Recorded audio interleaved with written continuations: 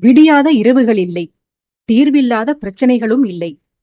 தாங்க முடியாத இன்னல்களில் கூட அந்த சிக்கலை பற்றிய கண்ணோட்டத்தையும் நமது செயல்பாடுகளையும் மாற்றிக்கொண்டோமானால் வந்த இடர்பாடு இருந்த இடம் தெரியாமல் ஓடிப்போகும். அதிலும் நமக்கு சரியானதொரு வழிகாட்டி கிடைத்து விட்டால் நமது துன்பத்தை நாம் மறந்தே போய்விடலாம். ஸ்வர்ணிகாவிற்கு அப்படியானதொரு வழிகாட்டியாகத்தான் வருணன் இருந்தான். அரசு கேட்டுக்கொண்டபடி அவளை கோட்டைக்கு வெளியே பயணம் அழைத்துச் சென்று கோட்டைக்கு திரும்பிக் கொண்டிருந்த வேளையில் இரவே துவங்கிவிட்டது. வருணனின் உபதேசங்கள் ஸ்வர்ணிகாவிற்குள் பெருத்த மாற்றங்களையும் வைராகியத்தையும் வளர்த்தெடுத்திருக்க அவள் மனம் நிம்மதியுற்றவளாய் வருணனை நோக்கி, தங்களது உதவியை நான் என்றுமே மறக்க மாட்டேன் தளபதி. அவரவரும் பழகியவர்களிடமே பொறாமை கொண்டு வேண்டியவர்களுக்கே துரோகம் செய்யும் காலத்தில் எதிரியின் மனைவிக்கு கூட கவலை நீங்க உதவி செய்து ஆறுதல் கூறி தேற்றும் பெருந்தன்மை கொண்டிருக்கிறீர்கள் தாங்கள். நீங்கள் அரசரிடம் கொண்ட பகைமையால் நான் கூட உங்களிடம் பல சமயங்களில் அவமரியாதையாக நடந்திருக்கிறேன். அதையெல்லாம் பொருட்படுத்தாது உதவி கேட்டு வந்தவளுக்கு மறுக்காமல் உதவியும் செய்து கூடவே அறிவுரை யோசனை என்ற வடிவில் மன நிம்மதியையும் கொடுத்திருக்கிறீர்கள். பகைத்து கொண்டு சென்ற போதிலும் அரசர் ஏன் இன்னமும் உங்கள் மீது பெரும் அன்பு கொண்டிருக்கிறார் என இப்போதுதான் எனக்கு தெரிகிறது தளபதி. மறுபடியும் சொல்கிறேன், தங்கள் உதவிக்கு மிக்க நன்றி. நான் தங்களுக்கு கடன் பட்டிருக்கிறேன். என் கடனை அவசியம் திருப்பிச் செலுத்துவேன் என உணர்ச்சி பொங்க கூறி வந்தவள் இறுதி வாக்கியத்தை மட்டும் வாகினியை கடைக்கண்களில் கண்டவாறே உரைத்தாள். அரசை செலுத்தப் போகும் நன்றிக்கடன் வாகினிதான் என வருணனுக்கு நன்றாகவே விளங்கியது. ஸ்வர்ணிகாவின் வார்த்தைகளில் கவனத்தை தொலைத்திருந்த வாகினி அவளது கஞ்சாடைகளை கண்டிருக்கவில்லை. அந்த இருட்டு வேளையிலும் வருணன் அரசியின் கண் போன போக்கை கவனிக்க தவறவில்லை. அவன் புன்சிரிப்போடு, தாங்கள் நன்றி கூற அவசியமில்லை தேவி. ஆனால் தங்களது நன்றி கடனை தாங்கள் குறிப்பிட்ட விதத்தில் தீர்ப்பதாயிருந்தால் அவசியம் தினம் தினம் தங்கள் கடனை திருப்பிச் செலுத்தி வாருங்கள். மகிழ்வோடு ஏற்றுக்கொள்கிறேன் என்று கூறி வாகினியை தானும் ஓரக்கண்ணால் பார்த்தபடி விஷமமாக நகைத்தவன் மேலும் ஸ்வர்ணிகாவை நோக்கி, தாங்கள் என்னை அவமதித்ததெல்லாம் தங்கள் கணவர் மீது தாங்கள் கொண்டுள்ள மரியாதையாலும் அன்பினாலும் தான் தேவி. அதில் யாதொரு தவறும் இல்லை. என் தரப்பு நியாயத்தை புரிந்து கொண்டு நான் தீயவன் இல்லை என்று ஒப்புக்கொண்டு விட்டீர்களே, அதுவே எனக்கு போதும் தேவி. நல்ல மனைவி என்றால் தங்களைப் போன்றுதான் இருக்க வேண்டும். கணவன் மீது அன்பும் பக்தியும் கொண்டு அவரது எதிரியை அவமதிக்க வேண்டும். அதைத்தான் இத்தனை காலமும் தாங்கள் செய்து வந்தீர்கள். தங்கள் தமக்கையாரும் இதையேதான் செய்தார். சௌபவத பெண்கள் அழகில் மட்டுமல்ல, கணவனை மதிக்கும் குணத்திலும் நிகரற்றவர்கள். நமது ஆதித்தபுரியில் சிலர் உள்ளார்கள் தேவி. கணவனை பகைத்து கொண்டு அவனது எதிரியிடம் விசுவாசம் காட்டி அவருடன் கூட்டு சேர்ந்து கொண்டு அவருக்கு உணவு பரிமாறி சேவகமும் செய்வார்கள். முன்பே தெரிந்திருந்தால் நான் சௌபவதத்திலேயே ஒரு பெண்ணை தேடிக் கண்டுபிடித்து காதலித்திருக்கலாம். என் கெட்ட காலம் என நொந்து கொண்டான் வருணன். வருணன் பேசியதுதான் தாமதம். வாகினி சேலையை வாரி சுருட்டாத குறையாக அரசிக்கு மறுபக்கத்தில் நடந்து சென்றவனை கூர்மையாக முறைத்து, யாருக்கடா நான் விசுவாசம் காட்ட வேண்டும்? உனக்கா? தேவி அவரது கணவனுக்கு விசுவாசமாக இருக்கிறார். நான் ஏனடா கண்டவனுக்கு விசுவாசமாக இருத்தல் வேண்டும்? என் அரசருக்கு நான் உணவு பரிமாறுவது என்ன? பாதம் பிடித்து சேவை செய்வேன். அவரது ஆடைகளை துவைத்து போடுவேன். அவ்வளவு ஏன், அவரது காலணிகளை கூட சுத்தம் செய்து கொடுப்பேன். ஏனெனில் பிரபு எம் இறைவன். நீ எனக்கு யாரடா? எப்போது பார்த்தாலும் கணவன் கணவன் என்று உரிமை கொண்டாடி வருகிறாய். எப்போது என்னை மணமுடித்தாய் நீ? சௌபவத பெண்களை திருமணம் செய்து கொள்ள வேண்டாம் என்று யார் தடுத்தார்கள் உன்னை? சௌபவத கோட்டையில் பெண்களுக்கா பஞ்சம்? அதான் இளைய தேவியாரை அழைத்து வர அரசருடன் நீ சென்றிருந்த போது அரண்மனையில் இருந்த கண்ணியர்கள் எல்லாம் கண்ணிமைக்காமல் உன்னை கண்டு ரசித்தனராமே. அவர்களில் ஒருவரை அப்போதே தேர்ந்தெடுத்து கையோடு மனம் முடித்து அழைத்து வந்திருக்கலாமே. ஏன் வருந்துகிறாய்? இப்போதும் ஒன்றும் கெட்டுப் போய்விடவில்லை. விரைவிலேயே பெரிய தேவியாரை அழைத்து வருவதற்காக பிரபு சௌபவதம் செல்லப் போகிறாராம்.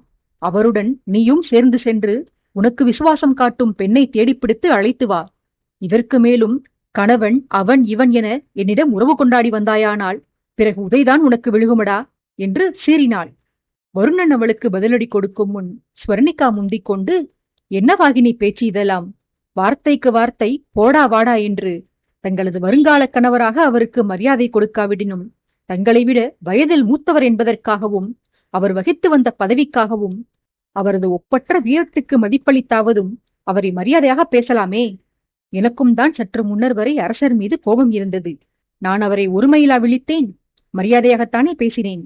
காலம் இப்படியே சென்று விடாது வாகினி.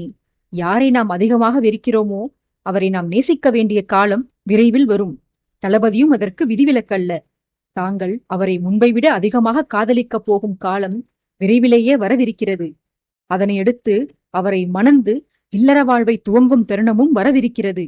இப்போது இப்படி அனைவரின் முன்பும் அவமரியாதையாக பேசிவிட்டு பின்பு எப்படி மற்றவர்கள் முன்பு முகத்தை காட்டுவீர்கள்?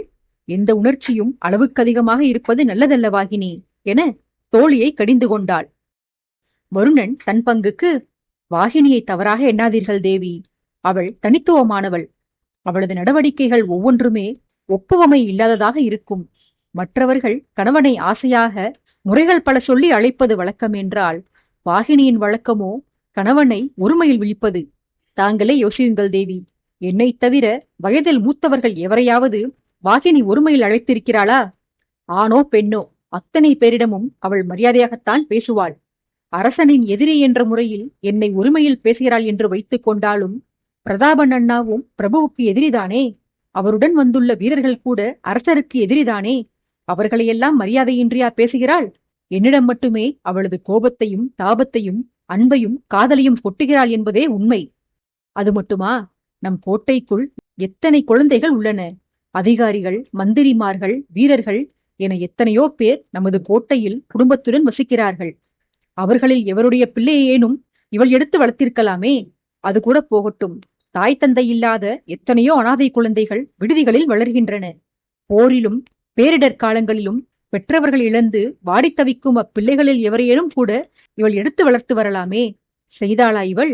எனது மகனைத்தானே வளர்த்து வருகிறாள்.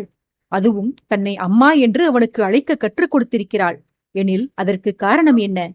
நான் உதயனின் தந்தை. என் மகனுக்கு இவள் அம்மா எனில் எனக்கு இவள் என்ன முறை வேண்டும்? அரசருக்கு நான் எதிரியான பின்புதானே என் மகனை இவள் மகனாக ஏற்றுக்கொண்டாள் எனில், எதிரியின் மகனை இவள் ஏன் தூக்கி வளர்க்க வேண்டும்? அதுவும் தாயாக இருந்து. பிள்ளை மீதுதான் பாசம் என்றால் தன்னை அத்தை என்று அழைக்க கூட என் மகனுக்கு கற்றுக் கொடுத்திருக்கலாமே. ஏன் அவள் அவ்வாறு கற்றுக் கொடுக்கவில்லை? இதற்கு பொருள் என்னவெனில், இன்றைக்கேனும் வாகினியை நான் மணந்து கொள்வேன் என்ற நம்பிக்கையால்தான் தேவி. ஆதலால்தான் வாகினி என்னை மரியாதையின்றி பேசும் போதெல்லாம் எனக்கு கோபம் வருவதில்லை. அவள் எனக்காகத்தான் தேவி காத்திருக்கிறாள் என வருணன் சீண்டிக் கொண்டு வந்த வேளையில், அரசிக்கு பாதுகாப்பாக நடந்து சென்ற 4 மெய்க்காவல் வீரர்களும் ஒரு சேர வருணனையும் வாகினியையும் மாறி மாறி பார்த்தனர். தங்கள் தலைவனின் காதல் கதை பற்றியே அவர்களுக்கு சமீபத்தில்தான் தெரிந்திருந்தது. காதலிக்கும் போதும் சரி, காதல் தோல்வியில் முடிந்த பின்னரும் சரி, வருணன் தன் காதல் விவகாரத்தை மிக ரகசியமாகவே வைத்திருந்தான். இருவரது பெற்றோரைத் தவிர அவர்களது காதல் விஷயம் தெரிந்திருந்த ஒரே ஆள் ஆதித்யவர்மன் தான். உயிருக்கு உயிராக தங்களுடன் பழகி வந்த படைத்தலைவன் அவனது ரகசியத்தை தங்களிடம் இருந்து மறைத்து வந்து, அந்த ரகசியம் தங்களுக்கு தெரிந்த பின்னர் அவனது இச்சை ஈடேறாமல் போகிறதே என வருந்தி வந்தனர் வீரர்கள். தளபதி குறித்து வாகினியின் தொடர் அவமரியாதை பேச்சுக்களால் தலைவனது காதல் கைகூடாதோ என்ற கவலையில் இருந்தவர்களுக்கு, வாகினிக்கு தான் முக்கியத்துவம் வாய்ந்தவன் என வருணன் கூறிய கருத்தை கேட்டபோது ஆனந்தமாக இருந்தது. மனைவியின் மரியாதையற்ற நடவடிக்கைகளால் இல்லத்தை விட்டு தினந்தோறும் தங்களை நாடி வந்திருந்த தளபதிக்கு அவன் ஆசைப்பட்ட காதல் வாழ்க்கையும் கைகூடாமல் போய்விடுமோ என்ற வருத்தம் இருந்து வந்தது. அதுவும் அன்றைய பயணத்தில் தீர்ந்து போனது. சத்தம் போட்டு ஆரவாரிக்கத்தான் இல்லை அவர்கள். விரைவிலேயே தளபதியை மாலையும் கழுத்துமாக பார்க்கலாம் என்ற ஆர்வத்தில் ஆனந்தமாக நடை போட்டு சென்றனர். இங்கே உற்சாக அலைகள் எழும்பிக் கொண்டிருக்க, அங்கே கோட்டைக்குள்ளோ ஒரு சூறாவளியே உண்டாகியிருந்தது. சிவந்த கண்களோடு, கைகள் துடிக்க, தேகம் நடுங்க, வருணன் மீது கொலைவெறியோடு அறைக்குள் அங்குமிங்கும் நடை போட்டபடி இருந்தான் அரசன். நள்ளிரவு துவங்கியிருக்க, கோட்டையில் ஒரு தனித்த விடுதியில் நண்பனை ஆறுதல் படுத்த பிரதாபன் போராடி கொண்டிருந்தான். அதே அறையில் ஒரு பெண்ணின் பிரேதம் முகமும் உடலும் அடையாளம் காண முடியாத அளவிற்கு விஷத்தின் வீரியத்தால் மாறிப்போயிருந்தது. ஆதித்தபுரியின் ராஜ வைத்தியர் இறந்து போன அப்பெண்ணின் உடலை பரிசோதித்துவிட்டு, சந்தேகத்திற்கு இடமின்றி இந்த மரணம் மதுரபுரியில் கிடைக்கும் அந்த அபூர்வ விஷத்தினால் ஏற்பட்டதுதான் பிரபு. தேவியின் உயிர் பிரிந்து பல நாளிகைகள் ஆயிற்று. இந்த விஷத்தால் பாதிக்கப்பட்டவர்கள் உயிர் பிழைத்ததாக சரித்திரமே இல்லை. தேவிக்கு இந்த நிலையை கொடுத்தவனின் வம்சத்தையே துவம்சம் செய்து போட வேண்டும் அரசே என ராஜவைத்தியரே கண்கள் கலங்கி ஆற்றமாட்டாத கோபத்துடன் கதறினார். பிரதாபன் அவரை பார்த்து, வைத்தியரே, நானே இவனை கட்டுப்படுத்த போராடி வருகிறேன், நீங்கள் வேறு தூண்டிவிடாதீர்கள். ஆதித்யன் இப்போதுள்ள வெறிக்கு கண்ணில் பட்டவர்களையெல்லாம் கொன்று போடும் மனநிலையில் உள்ளான். யாரும் அவனது சினத்திற்கு பலியாகிவிடக்கூடாது என்றுதான் நான் அவனை இந்த விடுதியில் அடைத்து வைத்திருக்கிறேன். அவனது சினம் சற்று தணிந்து மேற்கொண்டு என்ன செய்வது என்று நிதானமாக தீர்மானித்த பின்னர் அவனை வெளியே அழைத்துச் செல்லலாம் என்று பொறுமை காக்கிறேன். இந்த அறையின் அலங்கோலத்தை பார்த்தீர்கள் அல்லவா? பொருட்களையெல்லாம் போட்டு உடைத்து அறையை நாசம் செய்து வைத்திருக்கிறான். நல்ல வேளையாக தங்களது மருந்துகளை வேறு அறையில் பாதுகாப்பாக வைத்துள்ளீர்கள். இப்போதைக்கு மரணம் குறித்து இதற்கு மேல் தாங்கள் விளக்கம் கொடுக்க வேண்டாம் வைத்தியரே. ஸ்வர்ணிகாவின் இந்த நிலையை பார்க்க பார்க்க எனக்கே உள்ளம் குமுறுகிறது. வாழ்வை துவங்காமலேயே அதை முடித்துக் கொண்டு சென்று விட்டாள் என்று வருந்தி கூறினான். இத்தனை நேரமும் ஆதித்யனை ஆறுதல் படுத்த முயன்று வந்தவன் தன் வேதனையை தானே கட்டுப்படுத்த மாட்டாமல் உடைந்து அழுதான். அந்த மாவீரனையே அப்படி நிலையிழந்து கண்ணீர் வடிக்கச் செய்தது அந்த அறையில் இருந்த பெண்ணொருத்தியின் பிரேதம்தான். ஆதித்யன், பிரதாபன், வைத்தியர், ஒரு மெய்க்காவல் வீரன் என நால்வருமே முகம் சிதைந்து போய் கிடந்த அந்த பெண்ணை அரசி ஸ்வர்ணிகா என்று நம்பித்தான் துக்கத்தில் துவண்டு போயிருந்தார்கள். மாண்டு போனவளைக் கண்டு பிரதாபனுக்கே கவலையை கட்டிற்குள் கொண்டு வர முடியவில்லை என்றால் ஸ்வர்ணிகாவின் கணவன் ஆதித்யனின் நிலை பற்றி கேட்கவா வேண்டும்?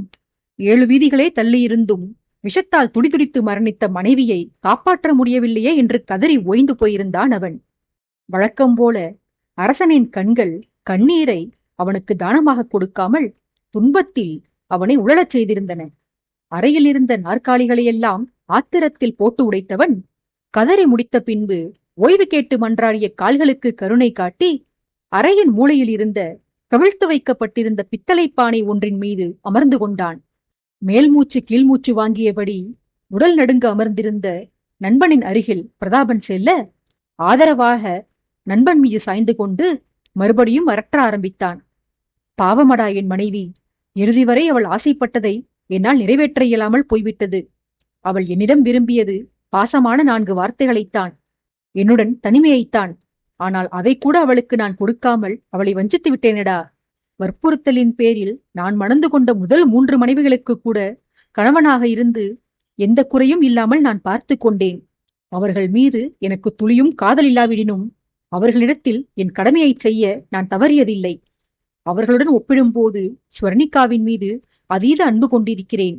அவளுக்கு கணவனாக இல்லாவிடினும் நெருங்கிய தோழனாகவாவது நடந்திருக்கலாம். நான் பெரும் தவறொன்றை செய்துவிட்டேன் பிரதாபா. நான் என்னால் இந்த குற்ற உணர்ச்சியிலிருந்து வாழ்நாள் முழுவதும் மீளவே முடியாது. என் மனைவியின் ஆசையை நிறைவேற்றாமலேயே அவளை மரணத்திற்கு இரையாக்கிவிட்டேன். இன்று முன்மாலையில் என்னை சந்திக்க வந்திருந்தாள். அச்சமயம் நான் எண்ணியிருக்கவில்லை அதுதான் அவளுடன் எனக்கான கடைசி சந்திப்பு என்று. என் மனதிற்கே என்னால் ஆறுதல் கூற முடியவில்லையே. இதில் மருமகளை இழந்து வாடப்போகும் என் அன்னைக்கு நான் எப்படி ஆறுதல் சொல்வேன்? என்னை நம்பி 2வது பெண்ணையும் ஒப்படைத்த என் மாமனார்களுக்கு என்ன தேர்தல் கூறுவேன்? என் மீதுள்ள நம்பிக்கையாலும் மரியாதையாலும் சகோதரிகள் இருவரையும் எனக்கே மனம் முடித்துக் கொடுத்தார்கள் அந்த உத்தமர்கள். அவர்களிடம் சென்று உங்கள் பெண்ணை பார்த்து கொள்ள அருகதையின்றி அவளை எமனிடம் அனுப்பிவிட்டேன் என்று எப்படி கூறுவேன்? அனைவரையும் விட தங்கை மீது உயிரையே வைத்திருக்கும் சௌபாவை எப்படி தேற்றப் போகிறேன்? கர்ப்பமாக இருக்கும் அவள் தங்கையின் பிரிவை எப்படி தாங்கிக் கொள்வாள்? நேற்று இதே நள்ளிரவு வேளையில் என் தங்கையையும் அத்தையையும் அவையில் அனைவருக்கும் அறிமுகப்படுத்தி மகிழ்ந்திருந்தேன். இன்றோ என் மீது அன்பு காட்டி வந்த மனைவியை இழந்து இன்பங்கள் இழந்து பரிதவித்து நிற்கிறேன். ஸ்வர்ணிகா என் மீது வருத்தம் கொண்டு சபையை விட்டு சென்றது அங்கிருந்த எனக்கு நெருங்கியவர்கள் அனைவருக்கும் தெரியும். இப்போதுள்ள சூழலில் இவளை விஷம் வைத்து மாய்த்தவனை விட அவளுக்கு மன வருத்தம் கொடுத்து இந்த தனித்த மாளிகைக்கு அவள் செல்ல காரணமாக இருந்த என் மீதே அனைவருக்கும் கோபம் திரும்பும். பிறரது கோபம் என்னை ஒன்றும் செய்துவிடப் போவதில்லை. ஆனால் என் மனசாட்சி உன் மனைவியின் மரணத்திற்கு நீதானடா காரணம் என என்னை தொடர்ந்து நிந்தித்து வருவதைத்தான் பொறுத்து கொள்ள முடியவில்லையடா என்று வருந்தி துடித்தான். பிரதாபன் தன் மீது சாய்ந்திருந்த நண்பனின் முதுகை வாஞ்சையோடு வருடி கொடுத்து, நிதானத்தை இழக்காதே ஆதித்யா, நீ அரசன். நீயே இப்படி உணர்வுகளை கட்டுப்படுத்த முடியாமல் வருந்தினால் மற்றவர்கள் என்ன செய்வார்கள்? எனக்கு வருணன் மீது நம்பிக்கை இருக்கிறது ஆதித்யா. அவனிடம் உதவி நாடிச் சென்றவளை அவன் தனித்து விட்டிருக்க மாட்டான். இவள் ஸ்வர்ணிகாதானா என்று உறுதி செய்து கொள்ளடா. இவள் முகம் ஆயுதத்தால் கீறப்பட்டிருக்கிறது. அந்த எதிரிக்கு எத்தனை துவேஷம் இருந்தால் பெண்ணென்றும் பாராமல் விஷமும் கொடுத்துவிட்டு உடலை காயப்படுத்தவும் செய்திருப்பான். எதற்கும் இன்னொரு முறை இந்த பெண்ணை பரிசோதனை செய் ஆதித்யா என நண்பனிடம் கோரினான். ஆதித்யனோ, எத்தனை முறை சோதிப்பது பிரதாபா? இன்று மாலையில் என்னை சந்திக்க வந்தபோது கூட இதே ஆடையைத்தான் அணிந்திருந்தாள் இவள். அவள் அணிந்திருக்கும் வளையல்கள் திருமணத்திற்கு பிறகு நான் பரிசளித்தவை. அவள் அணிந்துள்ள ஆரம் என் அன்னை அவளுக்கு வழங்கியது. ஆரம்பத்திலிருந்தே ஸ்வர்ணிகாவை என் அன்னைக்கு மிகவும் பிடிக்கும். அவளது அறிவாற்றலை அவர் வியந்து கொண்டே இருப்பார். பொக்கிஷமாக பாதுகாத்து வந்த இந்த ஆரத்தை எந்த மருமகளுக்கும் வழங்காமல் கடைசி மருமகளுக்கு மட்டும் ஆசையாக கொடுத்தார். காரணம் என்னவென்று சமீபத்தில்தான் எனக்கு விளங்கியது. இது எனது அன்னை நீலாதேவியுடைய கழுத்தணியாம். அவரது நினைவாக பிரபாவதி அன்னை பல காலம் பாதுகாத்து வந்திருந்த அணிகலனை தன் செல்ல மருமகளுக்கு வழங்கியிருக்கிறார். நீலா அன்னையின் இயல்புகளை ஸ்வர்ணிகாவிடம் அவர் கண்டுள்ளார். அவள் எனக்கு ஆலோசனைகள் வழங்குவதையும் என் மீது நிபந்தனையில்லாத அன்பு கொண்டிருந்ததையும் கண்டு நீலா அன்னையின் நினைவு வரப்பெற்று மருமகளுக்கு இதை பரிசளித்திருக்கிறார். ஆடை அணிகலன்கள் மட்டுமில்லாது இவளுடைய உருவமைப்பும் தெளிவாக சொல்கிறது இவள் ஸ்வர்ணிகாதான் என்று. இவற்றை விட இவள் என் மனைவிதான் என்பதற்கு வேறு என்னடா ஆதாரங்கள் வேண்டும் என்று சோகத்திலும் அடையாளங்களை அடுக்கிக் கொண்டு போனான் அரசன். அப்போது அந்த அறையில் இருந்த 4ஆம் அவனான மெய்க்காவல் வீரன் அரசனின் பேச்சினுள் இடையிட்டு, குறுக்கிடுவதற்கு மன்னிக்கவும் தளபதி. நேரில் கண்ட சாட்சி நான் இருக்கிறேனே. இவர் தேவியேதான். தளபதி வருணன் தங்கியிருந்த மாளிகைக்கு இவர் செல்லும் போது நான் கண்ணார கண்டேன் தளபதி. ஐயமே இல்லை, இவர் இளைய தேவியார்தான். கண்முன்பு கண்டும் உடனே தகவல் தராமல் என் தேவியின் மரணத்திற்கு நானே காரணமாகிவிட்டேன். என் படைத்தலைவர் மீது எத்தனை அன்பு கொண்டிருந்தேன். என் தேவியை இப்படி அவர் மரணப்படுக்கைக்கு அனுப்புவார் என்று நான் கனவில் கூட எண்ணி பார்த்திருக்கவில்லை என பீரிட்டு வந்த அழுகையை கட்டுப்படுத்த மாட்டாமல் தலையில் கை வைத்துக் கொண்டு மூளையில் அமர்ந்து அழுது அரற்றினான். தன் மீது சாய்ந்திருந்த நண்பனை விடுவித்துவிட்டு பிரதாபன் அவ்வீரனிடம் சென்று, அழாதையடா, நடந்ததை அரைகுறையாகத்தான் கூறியுள்ளாய். அழுகையை துடைத்துக் கொண்டு உண்மையை உள்ளபடி கூறு. வருணனுக்கும் அரசியின் மரணத்திற்கும் என்ன சம்பந்தம்? பெண்களை ஒருபோதும் இம்சிக்க மாட்டானவன். நீ ஏன் அவன் மீது பழி போடுகிறாய்? அழுகையை நிறுத்திவிட்டு கூறப்போகிறாயா இல்லையா என்று மிரட்டும் தோரணையிலேயே கேட்டிருந்தான் பிரதாபன்.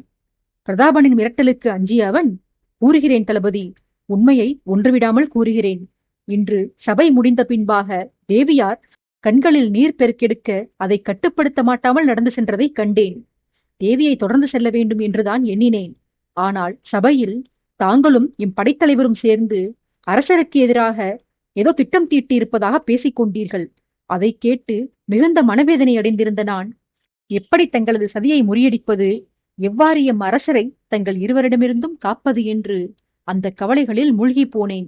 இதை பற்றி யோசித்தவாறே என்னை மறந்து நான் நடைபோட்டு சென்றேன். அதன் பின்பு அவையிலிருந்து வெளியேறி தளபதி வருணன் என்னை தாண்டி அவர் வசிப்பிடத்திற்கு செல்வதை கண்டேன். அவரை காண்கையில் எனது வேதனை அதிகமானது. தளபதியை என்னால் அரசரிடம் காட்டிக் கொடுக்கவும் முடியவில்லை. அதே சமயத்தில் அவரது சதி வேலைகளை பொறுத்து கொள்ளவும் முடியவில்லை. இதை குறித்து எண்ணிக்கொண்டே கால் போன போக்கில் நான் சென்றபோதுதான் தேவி ஸ்வர்ணிகா தனது தோழிப் பெண்கள் இல்லாமல் சந்து பொந்துகளின் வழியாக தனித்து நடந்து போவதை கண்டேன். அவரை பார்த்தவுடன் தளபதி பற்றிய சிந்தனைகள் நீங்கி தேவியின் பாதுகாப்பு குறித்த எண்ணங்கள் என் மனதில் குடிகொள்ள ஆரம்பித்து விட்டன. அப்போதுதான் எனது சக மெய்க்காவல் வீரர்கள் தேவியே அறியாமல் அவருக்கு பாதுகாப்பாக அவரை பின்தொடர்ந்து செல்வதை கவனித்தேன். இருந்தும் நான் பின்வாங்கிவிடவில்லை. எவரும் அறியா வண்ணம் நானும் அவர்களை தொடர்ந்து சென்றேன். தேவி ஒரு மாளிகைக்குள் செல்வதையும் அவருக்கு காவலாக வீரர்கள் அம்மாளிகையின் வாயிலில் நிற்பதையும் கண்ட பிறகு நான் அங்கிருந்து திரும்பிவிடலாமா என்று கருதினேன். அந்த முடிவு எடுத்த பிற்பாடுதான் அந்த மாளிகையே நான் கண்டேன். அது தளபதி வருணன் தங்கியிருந்த மாளிகை. அங்கு தேவியுடன் சென்றிருந்த வீரர்களும் வருணனுக்கு நெருக்கமான வீரர்கள் எனில் அவர்களது வேளையில் ஏதேனும் சதி இருக்கக்கூடுமோ என்று எண்ணினேன். ஆனாலும் தளபதி மீது எனக்கு அதீத நம்பிக்கை இருந்தது. அரசருக்கு எதிராக திட்டம் தீட்டியவர் அந்த திட்டத்தில் அவரது மனைவியை சம்பந்தப்படுத்த மாட்டார் என்று நான் உறுதியாக நம்பினேன். கூடவே அந்த திட்டத்தில் தளபதி தங்களுக்கும் பங்கு உண்டு என்பதால் படைத்தலைவரே பழிவாங்குவதற்காக ஒரு பெண்ணை பயன்படுத்தினாலும் கண்ணியவானான தாங்கள் பெண்ணை பகடைக்காயாக்க எண்ண மாட்டீர்கள் என்ற நம்பிக்கை இருந்தது. ஆதலால் அரசர் குறித்து படைத்தலைவர் கூறிய இந்த சதித்திட்டம் தேவி சம்பந்தப்பட்டதாக இருக்காது என்று முடிவுக்கு வந்துதான் தேவியின் விஷயத்தை அப்போதே நான் அரசரிடம் வந்து தெரிவிக்கவில்லை தளபதி. இருந்தும் அந்த மாளிகையில் நடந்தவற்றை நான் தொடர்ந்து கண்காணித்துதான் வந்தேன். அரண்மனையின் பின்பகுதிக்கு சென்ற தேவியை படைத்தலைவர் சந்தித்து ஏதோ உரையாடினார். வெகு தூரத்தில் இருந்தபடியால் அவர்களது உரையாடல்கள் எனது செவியில் விழவில்லை. சிறிது நேரத்தில் அரசியார் பலமாக கண்ணீர் வடித்தார். பின்பு ஏதோ உதவி கோரி படைத்தலைவரிடம் அவர் மன்றாடினார். ஆனால் படைத்தலைவரோ தேவியின் கோரிக்கையை மறுத்தார். அவர்களது செயல்பாடுகளில் இருந்தும் உடல் மொழியில் இருந்துமே அதை நான் உணர்ந்து கொண்டேன். பின்னர் மாளிகைக்குள் தேவியை அழைத்துச் சென்ற என் படைத்தலைவர் சிறிது நேரத்தில் முன்வாயிலுக்கு வந்து தன் வீரர்களிடம் ஏதேதோ கட்டளைகள் பிறப்பித்தார். அனைவருமே தலைவரின் ஆணைக்கு தலையாட்ட அவர்களில் ஒருவன் மட்டும் மாளிகையிலிருந்து வெளிப்பட்டு நான் மறைந்திருந்த திசை நோக்கி நடந்து வந்தான். என்னை அவன் கண்டுவிடுவானோ என்ற அச்சத்தில் நான் தூரமாகச் சென்று பதுங்கிக் கொண்டேன். சென்றவன் சற்று நேரத்தில் காவல் அதிகாரி வாகினியை அழைத்து வந்தான். படைத்தலைவரும் அதிகாரியும் வழக்கம் போல ஊடலில் ஈடுபட்டார்கள். அவர்களுக்குள் ஏதோ வாக்குவாதம் நடந்தது. அதிகாரி கோபத்தில் உரிமிக் கொண்டிருக்க படைத்தலைவர் அவரை சீண்டி விளையாண்டு வந்தார். தேவிக்கு என்னவாயிற்று என நான் உன்னிப்பாக கவனித்து வந்த வேளையில் எனக்கு பின்னால் இருந்து என் நண்பனின் குரல் கேட்டது. எங்கள் வசுமித்ராவின் படையில் வேலை செய்யும் அவன் தனித்த பகுதியில் நான் மறைந்து நின்றதைக் கண்டவுடன் விவரம் தெரிந்து கொள்வதற்காக என்னை அணுகி வந்தான். நான் நின்றிருந்த இடத்திலிருந்து சைலேந்திரன் மாளிகையின் பின்பகுதி நன்றாகவே தெரிந்தது. எங்கே என் நண்பன் என் அருகில் வந்து அதே நேரத்தில் இளைய அரசியாரும் மாளிகையிலிருந்து முன்பு அவர் அமர்ந்திருந்த நந்தவன பகுதிக்கு வந்து விடுவாரோ என அஞ்சி எனது நண்பனிடம் நானே ஓடிச் சென்று வாய்க்கு வந்த பொய்யையெல்லாம் கூறி அவனுடன் யதார்த்தமாக நடப்பது போன்று நடந்து சென்று தூரமாக அவனை விட்டுவிட்டு வந்தேன். நண்பனை சமாதானப்படுத்திவிட்டு நான் திரும்பி வந்தபோது அங்கு படைத்தலைவர் காவல் அதிகாரியுடனும் 3 மெய்க்காவல் வீரர்களுடனும் ஒரு ரகசிய பாதை வழியாக வெளியே செல்வது எனக்கு தெரிந்தது. நானும் அவர்களை தொடர்ந்து செல்லலாம் என்று எண்ணினேன். ஆனால் அரண்மனையில் தேவியார் தனித்திருக்க நான் அவரை விட்டுவிட்டு படைத்தலைவர் பின்னால் செல்ல எனக்கு மனம் வரவில்லை பிரபு. அதிகாரி வாகினியுடன் கோட்டைக்குள் சில்மிசம் செய்தது போதாதென்று அவரை வம்படியாக வெளியே அழைத்து போய் குறும்பு செய்ய முயல்பவரின் பின்னால் போகாமல் ஒழுங்காக மாளிகையை கண்காணித்தபடி தேவிக்கு பாதுகாப்பு கொடுக்கலாம் என்று எண்ணி படைத்தலைவர் பின்னால் போகும் எனது முடிவை கைவிட்டிருந்தேன் தளபதி என்றான் அவ்வீரன். இவ்வாறாக அம்மனிதன் கூறிக்கொண்டு போன வேளையில் பிரதாபன் அவனை இடைநிறுத்தி, மாளிகையில் அரசி தனித்திருந்தாள் என்று தெரிந்தும் நீ ஏனப்பா உதவிக்கு மற்ற வீரர்களை அழைக்கவில்லை? பிறரை அழைத்திருந்தால் அரசிக்கு அவர்கள் வந்து பாதுகாப்பு கொடுத்திருப்பார்களே. உன் ஒருவனால் அரசியை எப்படி பாதுகாக்க முடியும் என்று நீ யோசிக்கவே இல்லையா என்று கேட்டான். அம்மனிதனோ, யோசித்தேன் தளபதி. ஆனால் பிற வீரர்களை அவ்விடத்திற்கு அழைத்துச் சென்றால் அது தேவியாரின் கண்ணியத்திற்கு களங்கமாக முடிந்துவிடும் என்று அஞ்சினேன். பணிப்பெண்கள் தோழிமார்கள் இல்லாமல் அரசியார் அந்த தனித்த பகுதிக்கு சென்றிருந்தார். அதுவும் அரசருடைய எதிரி தங்கியிருந்த பகுதிக்கு. ஏற்கனவே இன்று அதிகாலையில் நந்தினி தேவி அந்த மாளிகைக்கு தூக்கிச் செல்லப்பட்டதையே தவறாக சித்தரித்து அவதூறு பரப்பியிருந்தார்கள். இதில் எம் அரசியார் அங்கு தனியாகச் சென்றார்கள் என தெரிந்தால் அவரது மரியாதைக்கு களங்கம் நேர்ந்து விடுமோ, அவர் மீது அவதூறுகள் பரப்பப்பட்டு விடுமோ என்று நான் பயந்தேன். அதனால்தான் நான் யாரையும் துணைக்கு அழைக்கவில்லை தளபதி. பல நாளிகைகள் நான் பொறுமையுடன் அங்கு காத்திருந்தேன். உள்ளிருந்த அரசியார் மீண்டும் நந்தவன குலத்தருகே வந்து யாரையோ தேடிக்கொண்டிருந்தார். அச்சமயம் இருட்டிவிட்டிருந்தது. பின்பு அரண்மனைக்குள்ளிருந்து யாரோ ஒரு ஆடவன் வெளிப்பட்டு வந்து அரசியாருடன் பேசிக் கொண்டிருந்தான். அவன் யார், அவர்கள் என்ன பேசுகிறார்கள் என்று கேட்பதற்காக நான் சந்தடி செய்யாமல் நந்தவனப் பகுதியை ஒட்டிச் சென்றேன். அப்போது அவர்கள் பேசுவது எனக்கு சிறிது காதில் விழுந்தது. தேவியார் அந்த ஆடவனிடம், தளபதி எப்போதுதான் வருவார், எத்தனை நேரம்தான் அவருக்காக காத்து கொண்டிருப்பது என குறைபட்டார். அந்த ஆடவனோ, சிறிது பொறுத்து கொள்ளுங்கள் தேவி, எம் தளபதி ஒரு முக்கிய விஷயமாக வெளியே சென்றுள்ளார், விரைவில் திரும்பி விடுவார் என்று பதிலளித்தான். அம்மனிதனது குரல் நன்கு பரிச்சயமானது போல தோன்றியது. இருப்பினும் சற்று தூரத்திலிருந்து கேட்டபடியாலும் கூடவே பட்சி இனங்களும் காற்றில் அசைந்தாடும் மரங்களின் ஓசைகளும் சேர்ந்தே கேட்டபடியாலும் அவனது குரலை துல்லியமாக கண்டறிய முடியவில்லை என்னால். மாளிகையினுள் இருந்து வந்த சொற்ப ஒளியும் மரங்களால் மறைக்கப்பட்டு சிறிதளவே பொழிந்த நில ஒளியும் ஆடவனின் உருவத்தை என்னை அறியவிடாமல் செய்துவிட்டன. சிறிது நேரம் கழித்து மாளிகைக்குள் ஏதோ சத்தம் கேட்டிருக்க வேண்டும். தேவியாரும் அவருடன் பேசிக் கொண்டிருந்த மனிதரும் திடுக்கிட்டு பின்னால் திரும்பி பார்த்துவிட்டு மாளிகைக்குள் ஓடினர். அடுத்த சில கணங்களில் தேவி அலறும் ஓசை கேட்டது. எனது இதயம் படபடத்தது. இதற்கு மேலும் மறைந்திருந்த லாபம் இல்லை என உணர்ந்து அரசியாருக்கு உதவுவதற்காக நான் ஓடிச் சென்று முன்வாயில் வழியாக மாளிகையினுள் நுழைந்தேன் தளபதி. நான் அவ்விடத்திற்கு சென்றபோது அரசியாரின் உடலில் விஷத்தை ஊற்றியிருந்தான் உள்ளிருந்து குரல் கொடுத்தவன். விஷம் தெளித்தும் ஆத்திரம் ஓயாதவன் கத்தியால் தேவியாரின் முகத்தை சரமாரியாக கீறினான். நான் தடுப்பதற்கு எவ்வளவோ முயன்றேன். நான் தான் முயன்றேனே ஒழிய முன்பு அரசியாருடன் நந்தவன குலத்தருகே பேசிய மனிதன் உதவ முன்வரவில்லை. அவனை நான் உதவிக்கு அழைத்தேன். மாளிகையே இருட்டில் மூழ்கியிருந்ததால் சாளரத்திற்கு பக்கத்தில் உயிருக்கு போராடி கொண்டிருந்த அரசியார் மட்டுமே நிலவொளியின் தயவால் என் கண்களுக்கு புலனானார். அந்த உதவியாளன் கூடத்தில்தான் எங்கோ இருந்தான். இருந்தும் என் உதவிக்கு வரவில்லை. விஷம் தெளிக்கப்பட்ட சில கணங்களிலேயே தேவி மாண்டு போனார். ஆனாலும் அவனது ஆத்திரம் அடங்காததால் இறந்த உடலையே மீண்டும் மீண்டும் கத்தியால் கிழித்துக் கொண்டிருந்தான். என் தேவிக்கு கிடைக்க வேண்டிய வாழ்க்கையை வாகினிக்கு பெற்றுத்தர விரும்புகிறாயா நீ? வருணனை மணந்திருக்க வேண்டியவர் எம் அரசிதான். ஆனால் அந்த அற்பப்பிரதி வாகினியை வருணனுடன் இணைக்க முற்படுகிறாய் நீ.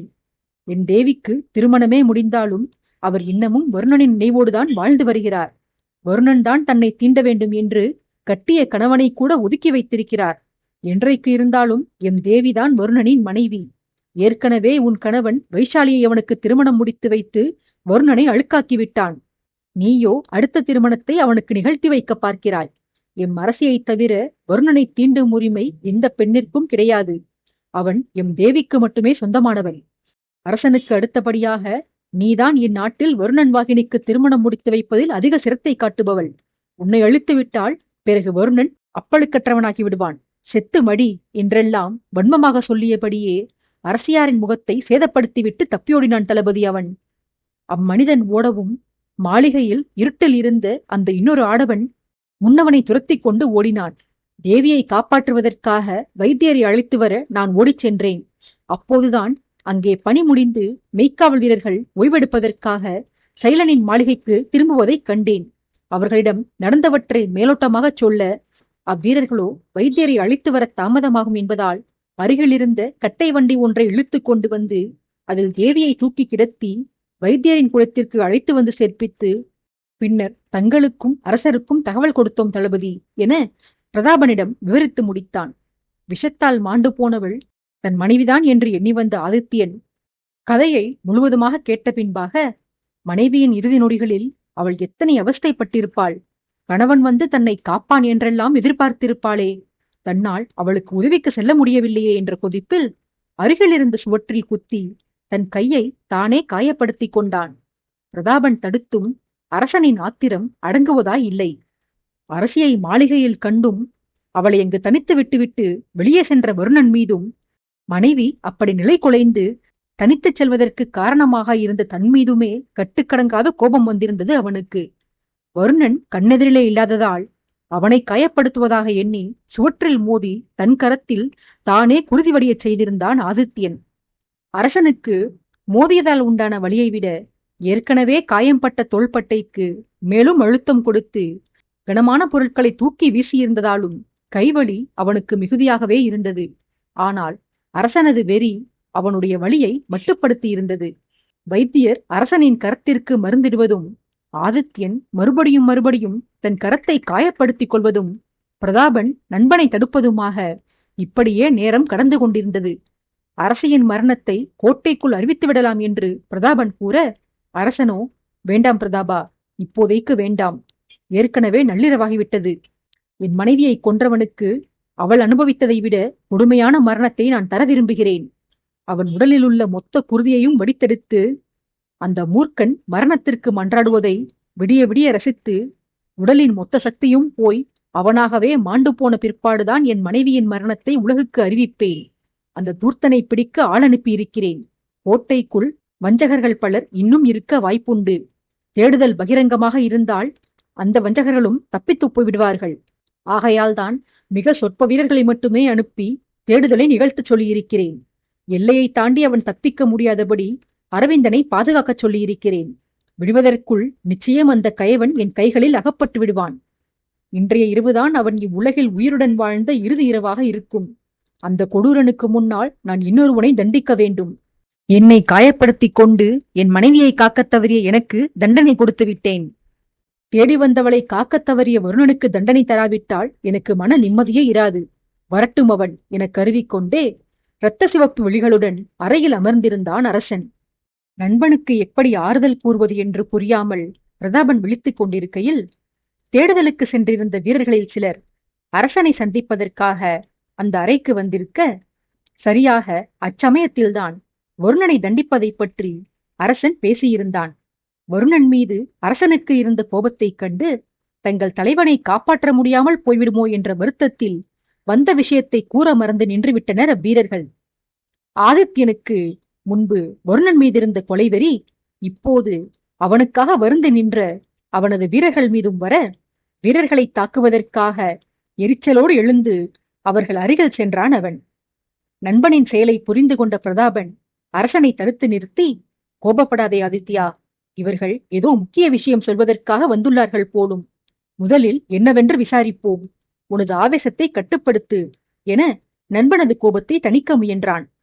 நல்ல வேளையாக தங்கள் மீது விழவிருந்த அடி தடுக்கப்பட்டு விட்டதே என்ற நிம்மதியில் அவ்வீரர்கள் ஒரு குறுங்கத்தியை அரசனிடம் காட்டி, இந்த கத்தி சைலேந்திரன் மாளிகையின் நந்தவன பகுதியில் கிடந்தது பிரபு. இதில் ரத்தம் கூட முழுமையாக இன்னும் காயவில்லை. அரசியாரை குத்த அந்த கொடூரன் பயன்படுத்தியது இந்த கத்தியாகத்தான் இருக்க வேண்டும். இதன் பிடியில் ஏதோ ஒரு முத்திரை உள்ளது பிரபு. இது என்னவென்று எங்களால் அறிந்து கொள்ள முடியவில்லை என கூறி அக்கத்தியை அரசனிடத்தில் கொடுத்தனர். அதை வாங்கி பார்த்த ஆதித்யனுக்கு அதன் பிடியில் இருந்த வடிவத்தை எங்கோ கண்டது போல ஞாபகம் இருந்தாலும் உறுதியாக அதை கண்டறிய முடியவில்லை. இத்தனைக்கும் கத்தியின் பிடியிலேயே அது எந்த நாட்டைச் சேர்ந்தது என்பதற்கான விடை இருந்தது. சாதாரண மனநிலையில் இருந்திருந்தால் அதை அறிந்து கொள்வதற்கு அரசனுக்கு அரை நொடி கூட தேவைப்பட்டிருக்காது. ஆனால் அப்போதிருந்த அரசனின் மனநிலை கொலைகாரனையும் அந்த கொலையை தடுத்திருக்க வேண்டிய வருணனையும் தண்டித்து விட வேண்டும் என்பதில் இருந்ததால் அந்த எளிய விஷயத்தை கூட ஆதித்யனால் புரிந்து கொண்டிருக்க முடியவில்லை. வெறியில் இருப்பவனிடம் ஆயுதம் இருக்க வேண்டாம் என்று கருதிய பிரதாபன் குறுங்கத்தியை பார்த்துவிட்டு தருவதாகச் சொல்லி நாசுக்காக வாங்கி அதை வீரனிடத்தில் கொடுத்து கஞ்சாடை காட்டி பத்திரப்படுத்த சொன்னான். பின்பு மறுபடியும் நண்பனை ஆறுதல் படுத்தி உள்ளறையில் இருந்த ஒரு இருக்கை எடுத்து வரச் சொல்லி அதில் அவனை அமர வைத்தான். தலையை பின்னால் சாய்த்தபடி சினத்தில் நடுங்கிக் கொண்டிருந்த ஆதித்யனை வலுக்கட்டாயமாக நீர் பருக வைத்து அவனது மார்பை வருடி கொடுத்து நிதானப்படுத்தி கொண்டிருந்தான் பிரதாபன். இதெல்லாம் நடந்தது சில கணங்கள்தான். ஏற்கனவே பல நாற்காலிகளை உடைத்து போட்டிருந்த ஆதித்யன் தான் அமர்ந்திருந்த அந்த அறையின் கடைசி நாற்காலியை உடைத்து போடுவதற்கான காரணம் ஒன்று அங்கு தேடி வந்தது. வந்த அந்த காரணம் வருணன்தான். ரகசிய பயணத்தை முடித்துக் கொண்டு கோட்டையை நோக்கி திரும்பி வர வழியில் வீரர்கள் ஆங்காங்கே தேடுதல் வேட்டையில் ஈடுபட்டிருப்பதைக் கண்டு சந்தேகம் தோன்ற இவர் கண்களிலும் படாமல் ரகசிய வழியினுள் நுழைந்து ஸ்வர்ணிகாவையும் வாகினியையும் பத்திரமாக அவரவர் தங்கியிருந்த மாளிகைகளில் சேர்ப்பித்துவிட்டு தன்னுடன் பயணம் வந்திருந்த வீரர்களுடன் சேர்ந்து கோட்டைக்குள் வலம் வந்து கொண்டிருந்தான். அப்போது கொலைகாரனை துரத்திச் சென்று அவனை கைது செய்து ரகசிய இடத்தில் கட்டி வைத்து வருணனுக்காக காத்திருந்த வீரன் வருணனை கண்டதுமே அவனிடத்தில் ஓடோடிச் சென்று நடந்தவற்றையெல்லாம் மேலோட்டமாக கூற, அவனிடத்திலேயே அரசனின் இருப்பிடம் பற்றி தெரிந்து கொண்டு வைத்தியரின் குலத்திற்கு வந்து சேர்ந்திருந்தான் வருணன். கதவை திறந்து அவன் உள்ளே நுழைந்ததுதான் தாமதம். பற்றி எரியும் அக்கினி தனக்குள் விழுந்தவற்றை பஸ்மமாக்கி விடுவது போல வருணனை பார்வையிலேயே எரித்து சாம்பலாக்கி விடுபவனாக ஆக்ரோஷமாக முறைத்தான் ஆதித்யன். வருணன் விளக்கம் கொடுக்க வாயெடுக்க அமர்ந்திருந்த நாற்காலியை அவனை குறிபார்த்து வீசி இளையவனின் சிரத்தை இல்லாமல் செய்ய முயன்றான் அவன். தவழும் வயதிலிருந்தே தான் கண்டு வந்த அரசன் கோபத்தில் என்ன செய்வான் என்று வருணனுக்கா தெரியாது. அவன் லாவகமாக அரசனின் தாக்குதலில் இருந்து தப்பிக்க நாற்காலி சுவரில் பட்டு சுக்குநூறாகி போனது. நேரடி தாக்குதலில் இருந்துதான் தப்பினானே ஒழிய மர நாற்காலியில் இருந்து உடைந்து சிதறிய கூர்மையான கட்டைகள் வருணனின் உடலில் குத்தி பல இடங்களில் காயத்தை ஏற்படுத்தி இருந்தன. அவன் உடலில் இருந்து ஆங்காங்கே குருதி வடிய துவங்க அந்த காயத்தைக் கண்டு மனமிறங்கியாவது அவனை மேலும் மடிக்காமல் அரசன் விட்டிருந்தாலும் விட்டிருப்பான். ஆனால் அன்பு செலுத்துகிறேன் என்ற பெயரில் வருணனது அடிப்பொடிகள் தங்கள் தலைவனின் உடலிலிருந்து வந்த குருதியைக் கண்டு அலறி ஆளுக்கு ஒரு சேவையாக ஒருவன் வருணனது தோளை பிடித்துக் கொண்டு தாங்க, இன்னொருவன் சிராய்ப்புகளிலிருந்து வடிந்த குருதியை துடைக்க, மற்றொருவன் தேகத்தில் குத்திட்டு நின்ற சிலாம்புகளை அகற்றும் பணியில் ஈடுபட்டு வந்தனர். இதை கண்ட ஆதித்யனுக்கு ஆவேசம் பீரிட்டுக் கொண்டு வர, தன் விசுவாசிகளின் சேவையை ஏற்றுக்கொண்டு நின்ற வருணனின் மாரில் ஓங்கி எட்டி மிதித்தான் அரசன். வருணனை மிதித்ததில் அவன் மட்டும் இல்லாது அவனுடன் உரசிக்கொண்டு நின்ற வீரர்களும் சேர்ந்து போய் தரையில் விழுந்தனர். விழுந்த பின்னரும் தங்களை பற்றி அக்கறை கொள்ளாது தளபதிக்கு அடிபட்டு விட்டதா என்று வீரர்கள் வருணனை ஆராய, ஆதித்யனின் பொறுமை முற்றிலுமாக தகர்ந்து போனது. விடுங்களடா அவனை, அவன் உயிருடன் இருந்தால் உங்கள் கொஞ்சல்களையெல்லாம் பிறகு வைத்துக் கொள்ளுங்கள் என ஆவேசமாக கர்ஜித்து தரையில் விழுந்திருந்த வருணனை தூக்கிவிட்டு அவன் கன்னத்தில் மாறி மாறி அறைந்தான் ஆதித்யன். வருணனும் பலமுறை, பிரபு, நான் சொல்வதை கேளுங்கள், எனக்கு பேச அவகாசம் கொடுங்கள், நான் எந்த தவறும் புரியவில்லை என விளக்கம் கொடுக்க முற்பட்டான். ஆனால் ஆதித்யனோ தனது கை வலிக்க வலிக்க வருணனை அடித்து உதைத்தான். என்ன வஞ்சமடா என் மீது உனக்கு? அப்படியே வஞ்சம் இருந்திருந்தாலும் உனக்கும் எனக்கும் தானே பிரச்சனை. இதில் என் மனைவியின் தவறு என்ன? உன்னை நம்பி வந்தவளுக்கு நீதானே பாதுகாப்பு கொடுத்திருக்க வேண்டும். உடன் பிறந்தவனாக நினைத்து உன்னிடம் அன்பு காட்டி வந்தாள் அவள். அவளை இன்று மரணத்தின் பிடியில் கொடுத்து விட்டாயேடா. என் மகனுக்கு இணையாக உன்னிடம் அன்பு காட்டி வளர்த்து வந்தேன் நான். உனக்கு காயம் ஏற்பட்டால் எனக்கு வழி எடுத்தது. உன் கவலைக்கு நான் வருந்தினேன். அதற்கெல்லாம் நீ காட்டும் நன்றி கடனாடா இது? ஸ்வர்ணிகா உயிருக்கு போராடிய வேளையில் நீ உன் காதலியுடன் சல்லாபித்துக் கொண்டிருந்தாய். உன்னை நம்பி உன் இருப்பிடத்திற்கு வந்தவளை ஒரு கொடூரனின் கையில் கொடுத்துவிட்டு நீ காதல் இலைகள் புரிய சென்று விட்டாய்.